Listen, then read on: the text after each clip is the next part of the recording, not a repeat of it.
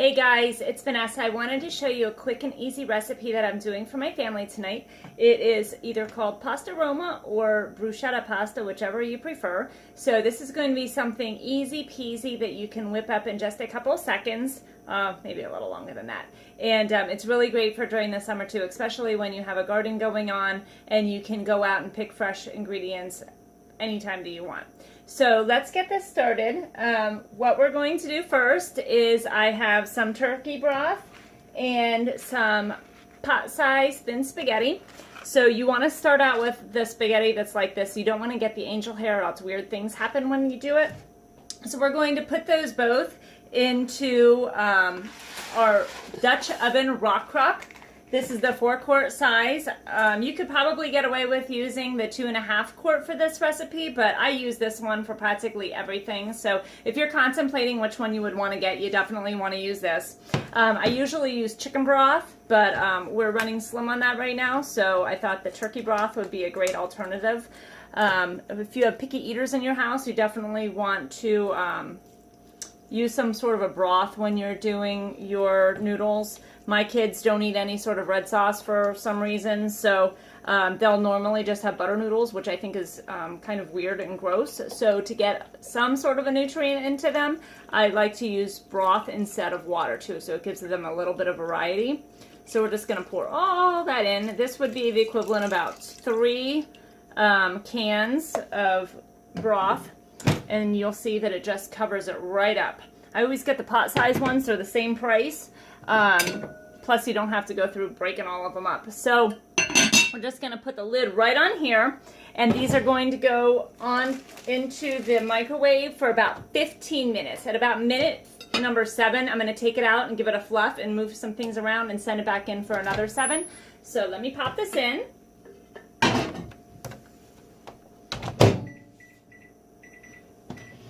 Okay, so while that's going, now we're going to start the bruschetta to go into it. And to do that, we have our manual food processor, and I also brought the quick slice and our veggie wedger, which you've seen me use before. So first things first, what we're going to do is take our core and more. So it has the core side and the more side. The core is the one that we're going to use today, and it has these little teeth-like things on them.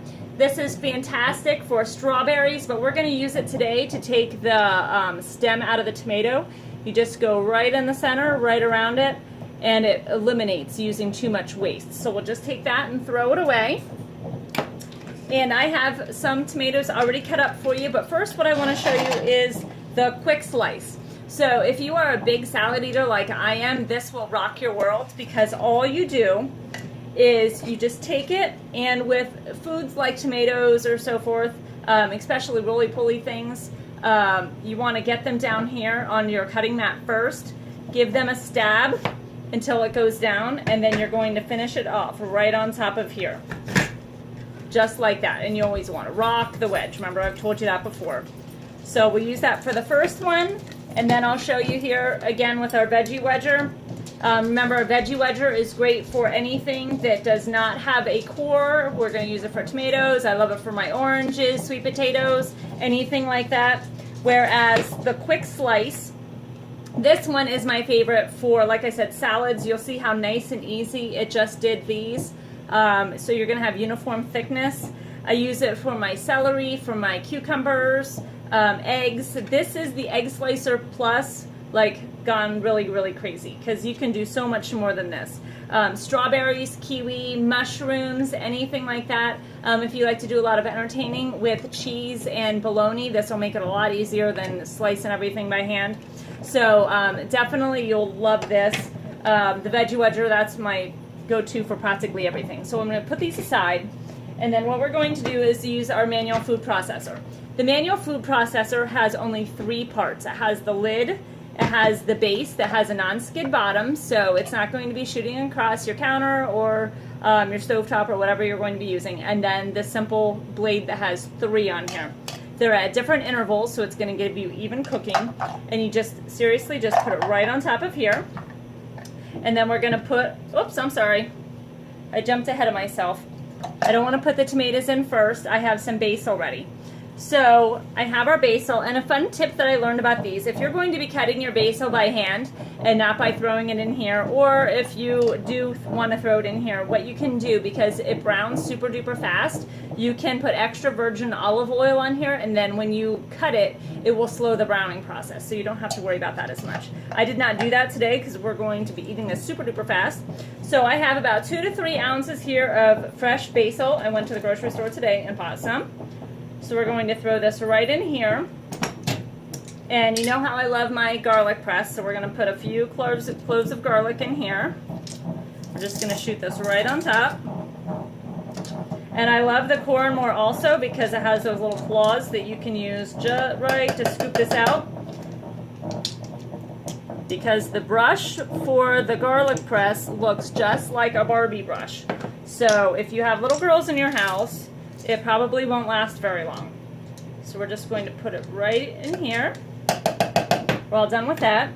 I'm just going to pump up the basil leaves a little bit first before we put the tomatoes in.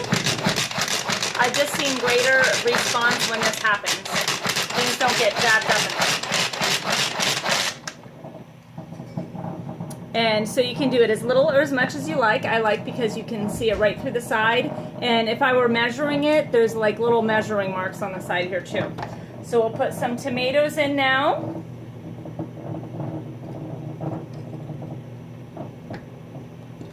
I like doing it with the wedge because I feel like the wedge makes it easier to fit in there than what I had put. And I have the kitchen spritzer here. The way that this works is you just pump the top. I didn't have it tightened all the way. You just pump, pump, pump until you feel the resistance starting. And then we're just going to spray some right in there. This will give it some fabulous flavor. This is our garlic infused canola oil. I use this on practically everything. And then I'm going to just sprinkle a little bit of salt. This will keep the tomatoes from getting weird. And then just put this in here again. This is great for upper arm strength, so if you're struggling going to the gym, you'll want to get one of these. A lot of our products double as workout equipment as well. So we're going to do it a little bit more. So I want you to comment then and tell me what you would use your manual food processor for if you had it in your home for 30 days, or maybe you do have it, and tell me what you love to make the most. If we have any new moms, this is great for baby food. Here, I'm going to put some more in here. It's great for baby food, or you can do smoothies, salsas, of course, egg salad. Oh my gosh, you could do practically everything with this. My daughter likes to make her smoothies all the time in here. And it's great because we don't have to worry about getting a big blender out or doing anything that's going to require a lot. Now, the one thing that I do want to tell you, and I keep this sign on here all the time for my family, it says, lid hand wash only. And because you don't want that soaking in your water and getting all that weird stuff in there because you cannot clean it correctly. It's just like our salad spinner, so hand wash that only. I never take those warnings off because I want to make sure that my family follows the rules. So this says about 3 to 4 of these Roma tomatoes. So I'm going to put a few more in here. And I think I'm going to give it another spritz. And one important thing to know is when you're filling it up, you want to hold your finger right in the center there. That way the blade doesn't go off kilter, and if it does, then you won't be able to cut anything. So we're just going to pump this a little bit more. Now, some different ways that you could alter this variety is you could grill up some chicken to throw on top, and that tastes fabulous. Or you can add different flavorings. The one that we use the most is the sweet basil rub, so I'll probably sprinkle some of that on top. Or the Italian seasoning rub mixed. We're crazy excited about all these different flavors, so we use them a lot in our house.